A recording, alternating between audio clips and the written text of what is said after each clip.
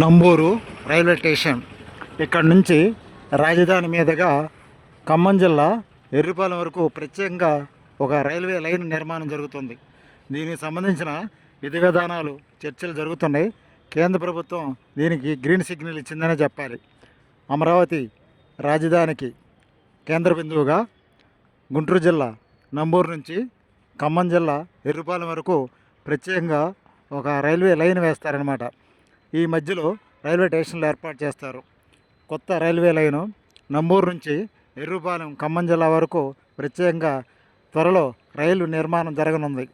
అమరావతి రైతులకి, అమరావతి వాసులకి, ఈ ప్రాంత వాసులందరికీ కూడా ఎంతో అనుకూలంగా ఉండే రైల్వే లైను నంబూరు స్టేషన్ నుంచి ఖమ్మం జిల్లా ఎర్రుపాలెం వరకు కొత్తగా రైల్వే నిర్మాణం జరగనుంది. అమరావతి రాజధాని రైతులకి శుభవార్త.